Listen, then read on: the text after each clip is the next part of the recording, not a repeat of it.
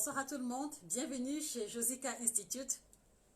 Ce soir encore, comme tous les autres, on parlera d'alimentation, mais surtout d'une thématique qui est revenue à plusieurs reprises au nombre des préoccupations qui m'ont été soumises.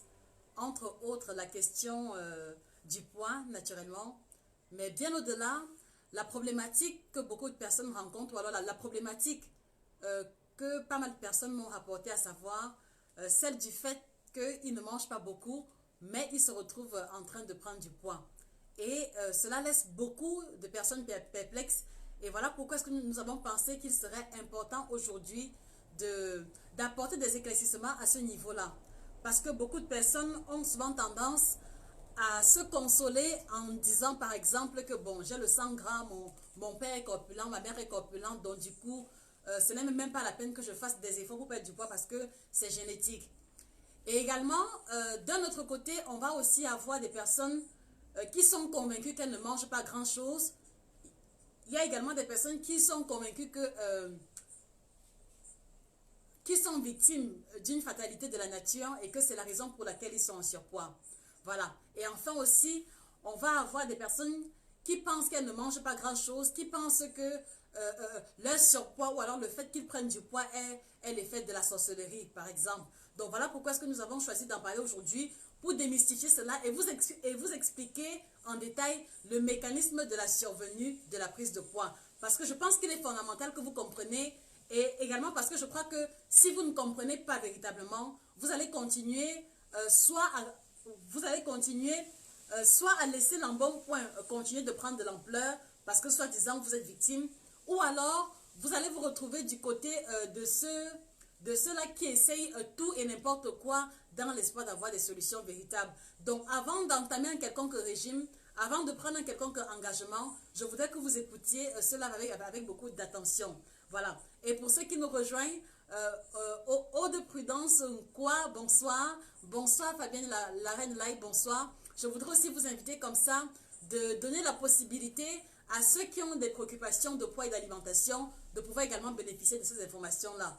Donc voilà pourquoi est-ce que, à vous tous qui écoutez, je vous demande du fond du cœur de mettre cette information à la disposition de tous ceux qui en ont besoin. Donc partagez le live au moins à 5 personnes et d'ici à ce que je prenne ma tasse de thé, on pourra définitivement commencer. Je suis heureuse de vous retrouver. Et pendant que vous partagez le live, vous pouvez également me dire comment est-ce que vous avez passé la journée. La mienne s'est très bien passée.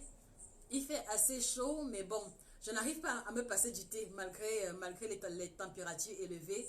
D'ailleurs même, quand je reste sans boire le thé, je suis très embêtée. Donc, il me faut toujours la tasse de thé, quelle que soit la température ambiante. Donc, je vous disais tantôt que ma journée s'est très bien passée. J'ai pu rattraper 2-3 choses qui étaient en retard, mais il y a encore beaucoup de choses à faire. Et la vôtre? Comment était votre journée? Qu'est-ce que vous avez mangé? Est-ce que vous avez grignoté? Est-ce que vous avez fait sport? Faites le Congo avec moi. C'est encore très chaud.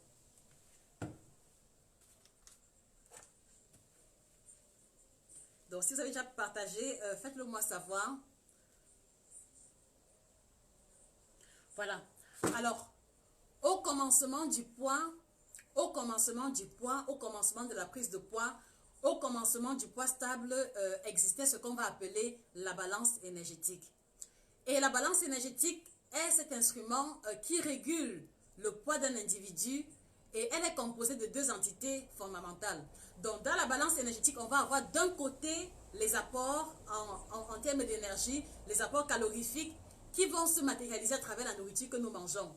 Voilà. Et de l'autre côté, on va avoir les dépenses énergétiques. Voilà. Voilà les 2 éléments qui composent la balance énergétique. Et maintenant, lorsqu'on veut garder le poids stable, il faut toujours que la valeur énergétique que nous apportons en termes d'aliments soit toujours égale aux dépenses énergétiques. Voilà. Donc, par conséquent, si vous vous retrouvez en train de manger plus que vous ne vous dépensiez, on se retrouve dans la case du surpoids.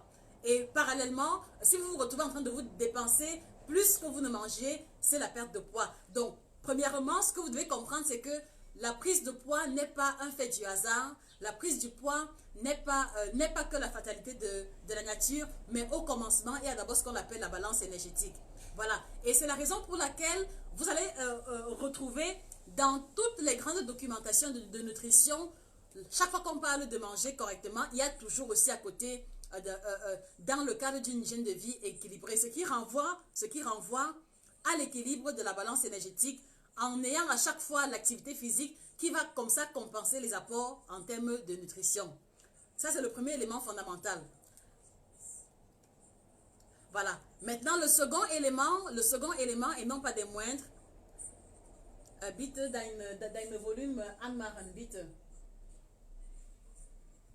Voilà. Maintenant, second élément, il y a aussi ce qu'on va appeler les besoins énergétiques globaux. C'est-à-dire quoi? C'est-à-dire que chaque individu a un quota de calories dont il a besoin au quotidien.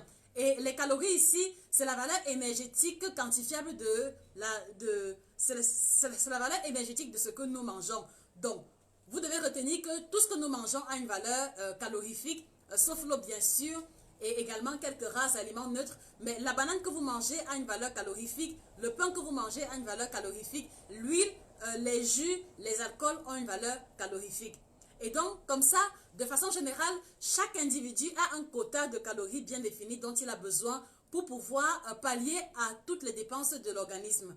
Voilà. Mais sauf que ici, la valeur calorifique va varier d'un individu à un autre, en fonction de l'âge, en fonction de l'activité, en fonction des besoins et également en fonction de la condition physiologique. Donc, un exemple concret, par exemple, une femme qui travaille assise de 6 heures, une femme qui travaille assise pendant 6 à 8 heures de temps n'aura pas les mêmes besoins énergétiques qu'une femme qui va travailler dans les champs à 7 heures et rentre à 17 heures. Donc, celle qui travaille dans les champs aura des besoins énergétiques bien plus élevés que ceux de la femme qui travaille assise dans un bureau. Donc, du coup, voilà pourquoi est-ce que nous disions tantôt que cela tient compte de l'activité, de l'âge, des besoins. Voilà. Et de l'âge également, pourquoi? Parce que une jeune fille de 18 ans qui est encore en phase de croissance n'aura pas les mêmes besoins énergétiques qu'une femme qui est durant la période de la ménopause, parce que celle qui est en phase de croissance a besoin d'un peu plus de calories.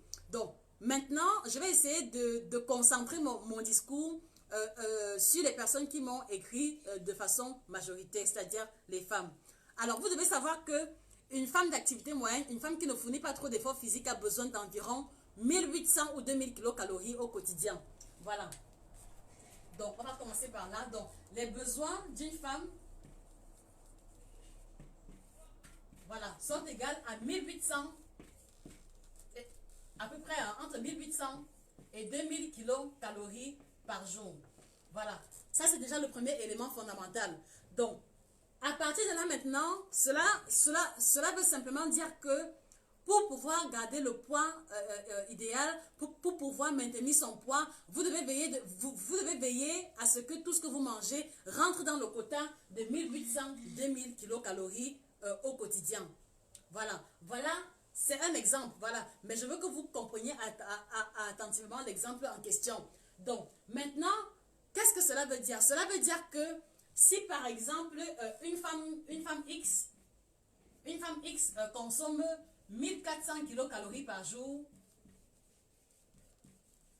voilà. Si une femme d'activité moyenne qui a besoin de cette valeur-ci, mais consomme plutôt 1400 kilocalories par jour, avec le temps, elle va perdre du poids. Pourquoi? Parce que les 1400 kilocalories par jour sont inférieures à ses besoins réels. Donc, comme elle mange en deçà de ses besoins réels, c'est la perte de poids qu'on va observer. Voilà. Et de la même manière, une femme qui va manger, une femme Y qui va manger 2500 kilocalories par jour. Voilà, une femme qui va manger 2500 kilocalories par jour, elle se retrouve en train de manger au-delà de ses besoins quotidiens. Donc, par conséquent, semaine après semaine, jour après jour, elle va se retrouver en train de prendre du poids. Voilà déjà le premier élément fondamental qui définit la prise ou la perte de poids.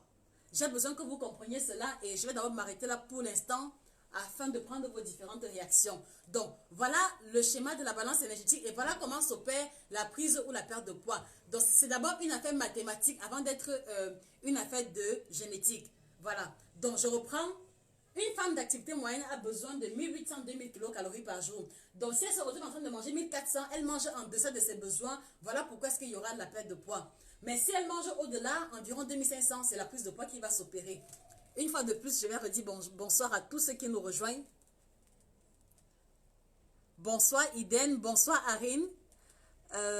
Merci de parler de ça, comment calculer les calories avec nos plats africains. Très bien. Voilà. Donc, alors, une fois que vous avez déjà à l'esprit, la valeur moyenne de vos besoins calorifiques, la deuxième étape, c'est de pouvoir être en mesure, d'évaluer la valeur calorifique de ce que vous mangez et de veiller à ce que pour les 3 ou 4 repas quotidiens, que cela puisse rentrer dans cette marge-ci. C'est-à-dire quoi? C'est-à-dire que vous devez veiller à ce que la valeur énergétique du petit déjeuner, du repas de midi, du goûter et même du repas du soir puisse rester dans la marge de 1800-2000 kilocalories pour ne pas risquer le surpoids. Et c'est quelque chose d'extrêmement difficile parce que pour pouvoir y arriver, il faut déjà avoir le tableau calorifique des différents aliments. Et également à côté, il vous faut une balance pèse-aliments. Ce qui sera très fastidieux si par exemple vous devez peser tout ce que vous mangez le matin, à midi, le soir. C'est une opération très compliquée. Voilà. Mais je vous l'explique pour que vous soyez en mesure de comprendre cela. Alors maintenant, revenons donc à la thématique générale. Je suis par exemple Madame Nadège. Et j'ai essayé plusieurs régimes, je n'arrive pas à perdre du poids, ou alors même avant même de commencer un régime, je me rends simplement compte que semaine après semaine, je n'arrête pas de prendre du poids et je m'interroge, je ne comprends pas parce que moi, à mon niveau, j'ai le sentiment que je ne mange pas beaucoup. Voilà. Donc, premièrement, on va commencer par définir ce qu'on appelle par ne pas manger beaucoup. Qu'est-ce que vous entendez par ne pas manger beaucoup? Qu'est-ce que vous entendez par ne pas manger beaucoup? Alors moi, par exemple, de ma modeste expérience, par manger beaucoup, beaucoup de personnes qui m'ont confessé cela, c'était davantage en termes de quantité. Donc, une femme va me dire, par exemple, moi, je ne mange pas beaucoup, mais je ne comprends pas pourquoi est-ce que je n'arrive pas à prendre le poids. D'accord. Mais quand on va rentrer en profondeur dans le récapitulatif de ce qu'elle mange au quotidien, effectivement, elle ne mange pas beaucoup en termes de quantité, mais elle mange beaucoup en termes de qualité, en termes de calories. C'est là toute la différence. C'est là toute la différence. C'est-à-dire que ce qu'elle mange ne peut même pas tenir sur mes 2 poignées de main en termes de quantité, mais en fait, quand on va évaluer la valeur énergétique de ce qu'elle a mangé, c'est beaucoup trop élevé par rapport à ses besoins. Donc, par conséquent, la première chose à retenir, c'est que la valeur énergétique de ce que nous mangeons ne dépend pas que de la quantité physique. D'accord? La valeur énergétique de ce que nous mangeons dépend davantage de la composition et des ingrédients qu'on va retrouver dans ce que nous mangeons. Donc, par conséquent, vous devez retenir ici aujourd'hui que même si vous ne mangez pas beaucoup, même si ce que vous mangez en une journée entière tient sur ces 2 poignées de main, il est possible que vous preniez du poids, non pas à cause de la quantité, mais davantage à cause de la valeur énergétique de ce qu'il y a dans ce que vous avez mangé. Est-ce que ça va jusqu'ici? Si ça ne va pas, s'il vous plaît, mettez cela en commentaire et que j'éclaircisse au maximum. Parce que, comme je vous l'ai toujours dit, ma préoccupation, c'est que vous compreniez et que vous ne soyez plus... je sais pas, que vous ne soyez plus, que vous ayez au moins le minimum d'informations avant de vous lancer dans une quelconque démarche concernant votre poids et votre alimentation. D'accord? Voilà. Donc, par conséquent, je le redis encore, il est bien possible que vous mangez en petite quantité, mais que vous vous retrouvez en train de prendre du poids, non pas à cause de la quantité, mais davantage à cause de la valeur énergétique de ce que vous avez mangé. Très bien. Alors maintenant, pour essayer de vous éclaircir à ce niveau, on va comme ça identifier 3 catégories d'aliments calorifiques. Voilà, il y a 3 catégories, enfin, à mon niveau. La première catégorie, ce sont les aliments de très faible valeur énergétique. Et qu'est-ce qu'on va retrouver dans les aliments de très faible valeur énergétique? On va retrouver à l'intérieur tous les légumes, le gombo, le kéa, le folon, aubergines, carottes, courgettes. Tout ce que vous connaissez comme légumes sont les aliments qui ont la valeur énergétique la plus faible possible. Donc, en fait, même, les légumes sont même moins calorifiques que les fruits. Donc, catégorie d'aliments faibles en calories, on a les légumes. Les légumes divers que vous connaissez, la tomate, l'ail, le gingembre, tout ce que vous connaissez comme légumes rentre dans la catégorie d'aliments de faible valeur calorifique. Maintenant, seconde catégorie, on va avoir les aliments de valeur calorifique moyenne. Voilà, ici, on va voir, ici, on va pointer du doigt le riz, les pâtes, le haricot, tout ce que vous connaissez comme complément. Les fruits également, pour ma part, rentrent au niveau de la classe des aliments moyennement calorifiques. Voilà, la viande, le poisson, les œufs, le riz, les pâtes rentrent dans la catégorie des aliments moyennement calorifiques. Maintenant, troisième catégorie, c'est ce que je vais appeler les aliments qui ont une valeur énergétique très élevée. Très élevée, entre 7 et 9 kilocalories pour 1 gramme. Et là, à ce niveau, qu'est-ce qu'on va avoir? On va avoir ici tout ce qui est matière grasse, dont l'huile, le beurre, la margarine, le beurre de table, l'alcool également, c'est-à-dire la bière, le whisky, le vin. Donc, tous ces aliments que je viens d'énoncer font partie de la classe alimentaire fortement calorifique. Donc, du coup, quand vous avez en face de vous ces trois classes alimentaires, cela veut simplement dire que vous devez garder à l'esprit, chaque fois que vous composez votre assiette, la valeur énergétique moyenne de chacun de ces groupes alimentaires.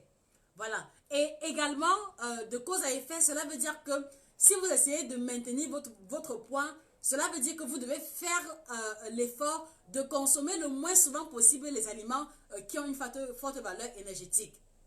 D'accord? Ou alors, vous les consommez, mais en quantité la plus réduite possible. Cela veut aussi dire que lorsque vous essayez de maintenir votre poids, ou alors lorsque vous essayez de perdre du poids, vous devez veiller à consommer en majeure partie les aliments qui ont une valeur énergétique la plus faible possible, à savoir les légumes tels que nous l'avons énoncé précédemment.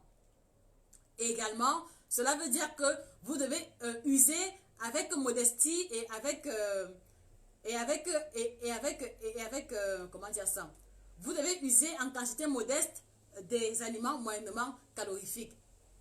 Donc, premièrement, être en mesure d'identifier ses besoins calorifiques quotidiens, et nous l'avons fait tout à l'heure, donc 1800-2000 kilocalories chez une femme d'activité moyenne. Chez les hommes, ce sera un peu plus élevé, environ 2500-3000 kilocalories par jour.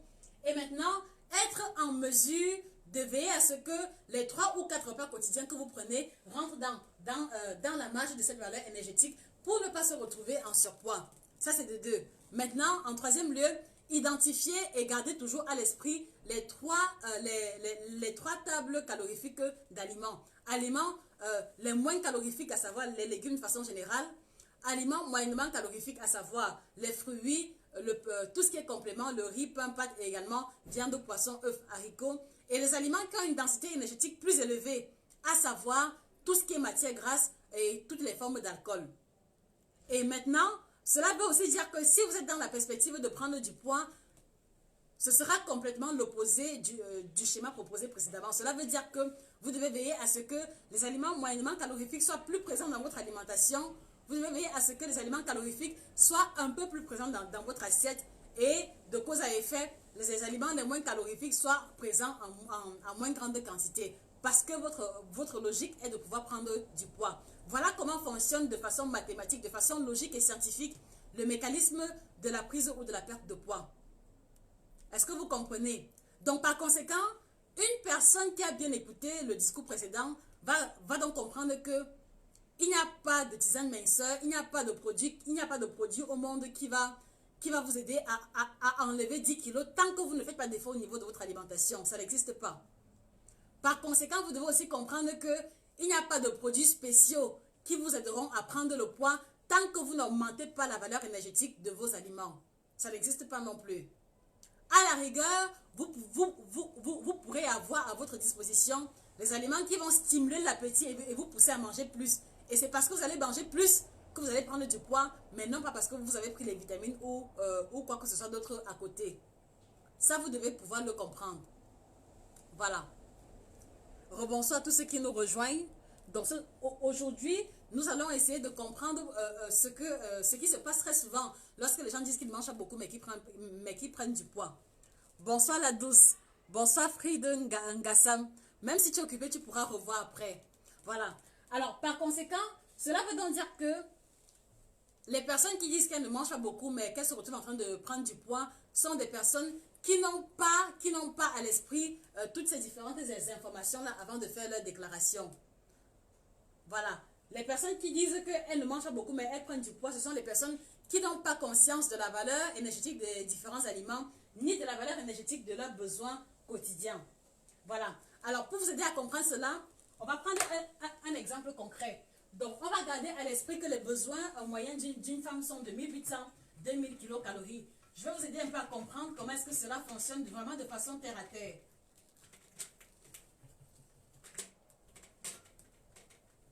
Si vous avez des questions en attendant, posez-les.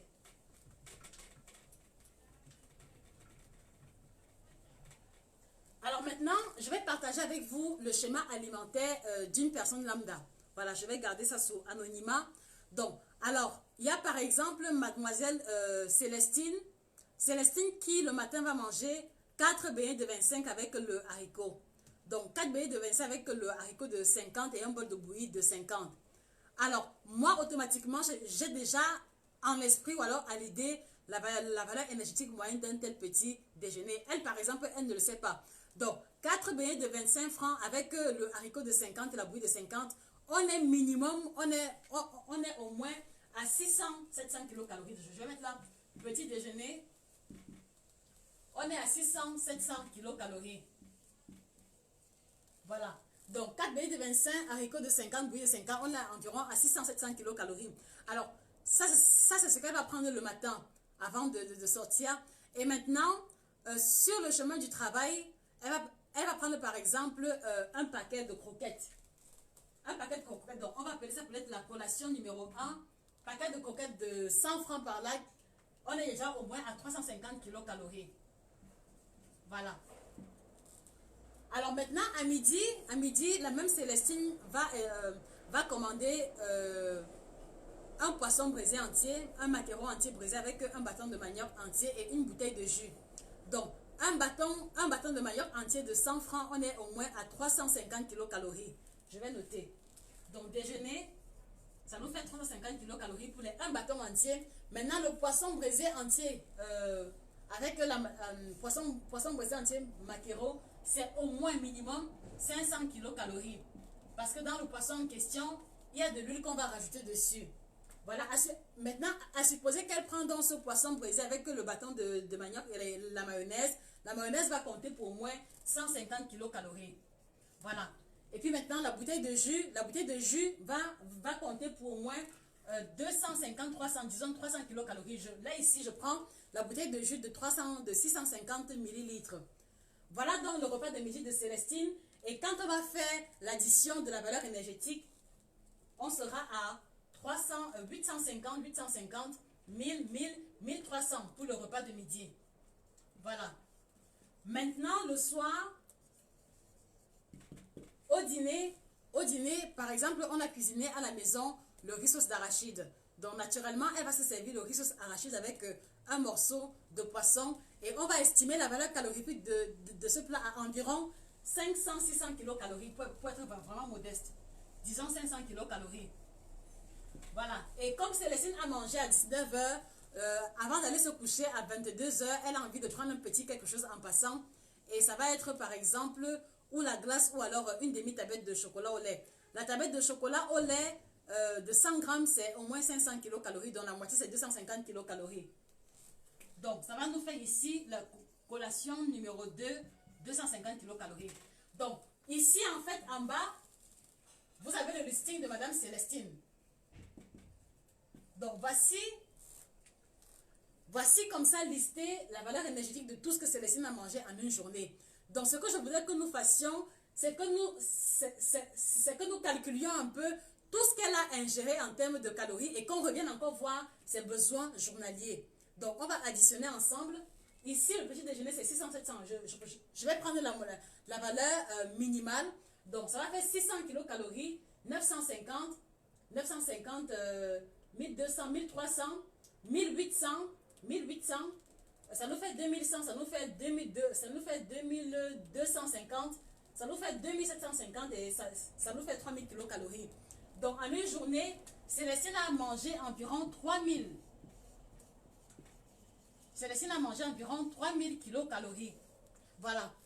Donc, en fait, ce que j'ai listé, c'était pour essayer de vous faire voir et de vous faire comprendre un peu la densité énergétique d'un schéma alimentaire pareil. Donc, je récapitule. Le matin, elle a mangé les beignets haricots bouillis. 4 beignets de 25, le haricot de 50 et la bouillie de 50. Environ 600 kilocalories. Maintenant, première collation, elle a acheté un paquet de croquettes de 100 francs et la valeur tourne autour de 350 kilocalories. À midi, elle a commandé un bâton de manioc entier, un poisson braisé entier avec un peu de mayonnaise et le jus. Donc voici la valeur calorifique du bâton de manioc, celle du poisson braisé, celle de la mayonnaise et celle de la bouteille de jus. Et même là encore, j'ai revu ça à la baisse pour ne pas vous choquer. Et maintenant, le soir, elle a mangé un petit plat de riz sauce arrachée de poisson, 500 kilocalories. Mais, je vous assure, le riz sauce arrachée, c'est au moins 600-700 kilocalories. J'ai préféré laisser 500. Et avant de dormir, elle a pris une bite avec de chocolat au lait, 250. Donc, en une journée, Célestine a emmagasiné 3000 kilocalories. Elle a emmagasiné 3000 kilocalories. Et maintenant, quand on voit ses besoins réels, elle a besoin seulement de 1800 ou 2000 maximum. Considérons même qu'elle a besoin de 2000. Donc, elle a besoin de 2000, mais en une journée, elle a mangé environ 3000 kilocalories. À votre avis, où vont partir les 1000 kilocalories supplémentaires? J'ai besoin que vous me mettiez cela en commentaire. Si Célestine a besoin de 2000 kilocalories par jour et qu'elle en consomme 3000, où vont partir les autres 1000 kilocalories supplémentaires? Bonsoir Annie.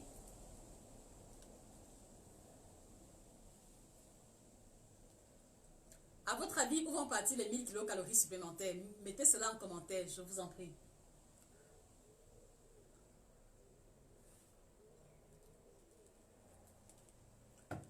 Donc en fait, les 1000 kilocalories supplémentaires, vont donc s'emmagasiner dans le corps de Célestine sous forme de gras. Voilà en fait ce qui va se passer chaque fois que on va se retrouver en train de manger au-delà de ses besoins. L'excédent sera stocké sous forme de matière grasse. Et quand Célestine va pas manger comme ça lundi, mardi, mercredi, jeudi, vendredi, samedi, dimanche, quand elle va se peser, elle va se rendre compte qu'il y a au moins 1 ou 2 kilos supplémentaires sur la balance. C'est comme ça que se matérialise le phénomène de la prise de poids. Est-ce que vous comprenez jusqu'ici? Voilà donc comme ça l'exemple de Célestine.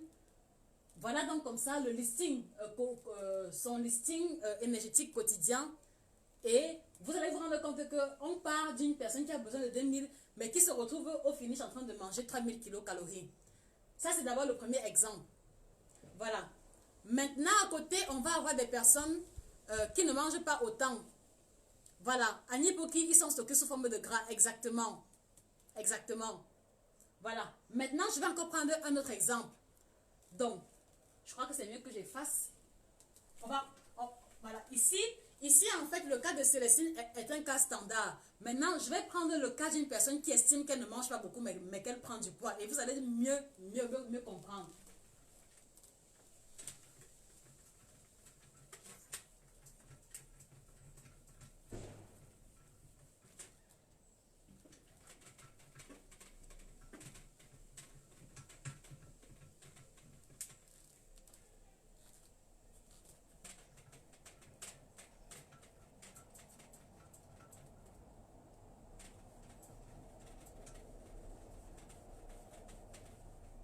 Voilà.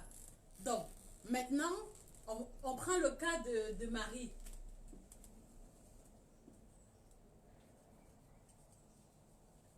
Alors, Marie est une personne qui estime qu'elle ne mange pas beaucoup. Et je vais essayer comme ça de vous rapporter de façon détaillée son schéma alimentaire quotidien. Et vous allez vous rendre compte qu'effectivement, ce qu'elle mange n'est pas beaucoup, mais malheureusement, cela va avoir une incidence négative sur sa ligne. Donc, Marie, par exemple, elle ne mange pas le matin. Donc, par conséquent, ici, au petit déjeuner, on va mettre 0. Donc, comme Marie ne mange pas le matin, on va mettre 0 kilocalories. Mais sauf que maintenant, Marie ne mange pas le matin, mais maintenant, une fois qu'elle est sur son lieu de travail, entre 10h et 11h, elle ressent souvent un creux. Et quand elle ressent un creux, elle va prendre un paquet de chips comme celui-ci. Voilà, elle va prendre un paquet de chips comme celui-ci. Et puis, bon, vous voyez très bien que la quantité est très petite, n'est-ce pas? Donc, elle va prendre un paquet de chips comme celui-ci. Ensuite, elle va prendre un deuxième paquet de chips. Voilà, comme celui-ci. Donc, Marie, vers 10h-11h, elle prend deux paquets de chips. Et je vous le précise, un paquet de chips ici apporte 250 kilocalories. Donc, on va dire que les deux, si c'est 500 kilocalories. Voilà ce que Marie prend à sa première collation. Donc, collation numéro 1, on est déjà à 500 kilocalories. Voilà. Donc, elle n'a pas mangé le matin, elle va prendre deux paquets de chips. Vous-même, vous savez que ça là, quand elle a vraiment faim, c'est un jeune enfant, n'est-ce pas? En 2-3 bouchées, tout est déjà terminé. Donc, elle va prendre les deux paquets de chips, mais même jusque-là, elle va ressentir un creux après avoir mangé. Et après, maintenant, ce sera un paquet de croquettes comme celui-ci qu'elle va prendre. Voilà. Elle n'a pas mangé le matin, mais elle va prendre deux paquets de chips et maintenant un paquet de croquettes. Paquet de croquettes comme celui-ci. Ici, on est à pratiquement 100 grammes, donc environ 500 ou 550 kilocalories. Donc, collation numéro 2 encore, mettons 550 kilocalories. Alors, comme Marie essaye de faire attention à sa ligne, à midi, elle va estimer que si elle mange un plat de nourriture, ce n'est pas bon pour elle. Donc, par conséquent, Marie va se rabattre sur...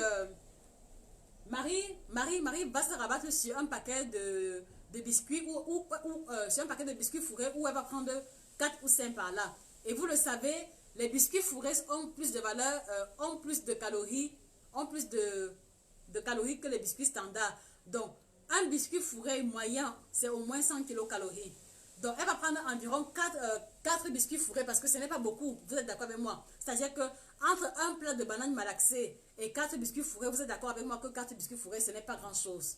D'accord? Voilà. Entre un plat de coque et 4 biscuits fourrés, ce n'est pas grand-chose. En tout cas, ceci est la conception de Marie. Donc, 4 biscuits fourrés à son déjeuner, ce sera 400 kilocalories. Bon, comme elle estime toujours qu'elle ne veut pas manger, elle va accompagner ça d'une petite bouteille de jus. La petite bouteille de jus de 250 francs qui tourne autour de 200 ou 250 kilocalories par là. On va ajouter cela. Disons 250 kilocalories. Donc jusqu'ici, Marie est convaincue qu'elle n'a pas mangé grand-chose. Voilà. Et puis maintenant, le soir, ce n'est que le soir maintenant que Marie va s'autoriser à manger un plat standard. Supposons qu'on a fait par exemple le héros à la maison ou alors je sais pas moi, qu'on a fait, je sais pas, voilà, frites de plantain avec frites de poisson. Marie encore dans son esprit va se dire que je vais prendre un peu de frites et un peu de poisson, mais sauf que il s'agit de frites à la base et la valeur énergétique sera plus élevée. Supposons qu'elle prend peut-être une poignée de frites dans cette main-ci, donc qui fait la montagne, une poignée de frites ici avec un poisson bas moyen qu'on a fait frire. Donc les frites en question, c'est environ 150 grammes et 100 grammes de plantain mûr-frit, c'est au moins 400 kilocalories. Donc 150, on est à 600 kilocalories. Ça va faire que le plantain va apporter 600 kilocalories. Maintenant, le moyen poisson bas frit, comme c'est du poisson qui a été fait frit, on peut estimer le poisson tout seul à 200 kilocalories et l'huile de friture environ à 250-300. Donc le poisson aussi à lui, il est à 500 kilocalories. Voilà, 500 kilocalories. Et comme les frites de plantain et frites de poisson sont trop secs, il lui faut une petite sauce à côté. Donc on suppose que la sauce peut être soit de la mayonnaise, soit du ketchup, comme beaucoup de personnes apprécient. Donc on va mettre au moins 100 kilocalories de sauce à côté. Voilà, donc plus 100 kilocalories. Voilà. Et maintenant, quand elle finit de manger ça comme ça, bon, elle va prendre encore une petite bouteille de jus. Petite bouteille de jus pour accompagner parce que c'est la tradition. Quand on mange les frites chez beaucoup de personnes, il faut toujours le jus à côté. Donc le jus encore, plus 250 kilocalories. Voilà. Et comme Marie essaye de faire attention à sa ligne, elle va, après le repas du soir, elle ne mangera pas après comme Célestine. Donc, voici le schéma alimentaire typique d'une personne qui estime qu'elle ne mange pas beaucoup. Et on va essayer de calculer la valeur calorifique et comparer encore avec ses besoins journaliers. Donc, on fera le calcul ensemble. Donc, petit déjeuner, 0 calories, ça va. Là, on a 500 plus 550. Donc, ça va nous faire ça nous fait 1050, 1450, 1500, 1650, 1700. 1700, on est à plus de 600, ça nous fait 2300, ça nous fait 2800, 2900, 3000, 3150 kilocalories. Voilà. Donc voici Marie qui a consommé 3150 kilocalories. Voilà. Voici une personne qui dit qu'elle ne mange pas beaucoup. Voici une personne qui estime qu'elle mange pas beaucoup, qui a emmagasiné 3150 kilocalories. Quel est le constat que vous pouvez faire? Le constat que l'on peut faire, c'est que Marie a emmagasiné plus de calories même que Célestine qui a eu à manger un plat concret à midi et le soir. Marie a consommé plus de calories que Célestine, alors qu'en fait, elle a mangé beaucoup moins en termes de quantité. Donc, à partir de là, maintenant, vous comprenez pourquoi est-ce que les personnes qui estiment qu'elles ne mangent pas beaucoup se retrouvent en train de prendre du poids, simplement parce qu'elles mangent très peu en termes de quantité, mais malheureusement, la densité énergétique de ce qu'elles mangent est beaucoup plus grande. D'où justement cet excédent de calories. Et souvenez-vous, dès le départ, nous avons vu qu'une femme qui a une activité moyenne a besoin de 1800-2000 kilocalories. Donc, par conséquent, Marie qui est à 3150 kilocalories, elle a emmagasiné de façon supplémentaire 1150 kilocalories. Et qu'est-ce que les 1150 kilocalories vont devenir? Cela va devenir de la graisse qui sera stockée. Et par conséquent, une semaine, 2 semaines plus tard, Marie aura des kilos supplémentaires sur la balance. Donc voilà à quoi se veut, chers amis, l'explication concernant les personnes qui estiment qu'elles ne mangent pas beaucoup mais qu'elles prennent du poids. Elles ne mangent pas beaucoup en termes de quantité, d'accord, mais la densité énergétique, la valeur calorifique globale de ce qu'elles mangent est beaucoup trop élevée. Voilà l'explication fondamentale. Donc par conséquent, si vous nous écoutez aussi bien en direct qu'en différé, voilà ce qui explique le fait que malgré le fait que vous pensiez que vous mangez très peu, vous vous retrouvez en surpoids. Voilà l'explication. Donc vous mangez de petites quantités, mais malheureusement ce que vous mangez a une densité énergétique trop élevée. Voilà. Et c'est ça qui va donc justifier la prise de poids, même s'il s'agit de petites choses que vous picorez de part et d'autre. Voilà en gros. Donc si vous avez des questions, n'hésitez pas. Good evening, Mr. Ndifo. You are also late today. How are you?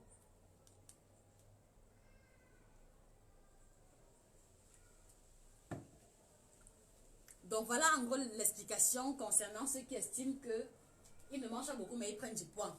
Donc par conséquent, si vous avez des questions, je suis à votre écoute. Sinon, on prend rendez-vous prochainement pour la prochaine étape, pour la prochaine catégorie de personnes qui ont laissé des préoccupations en message privé et pour lesquelles nous devons y répondre.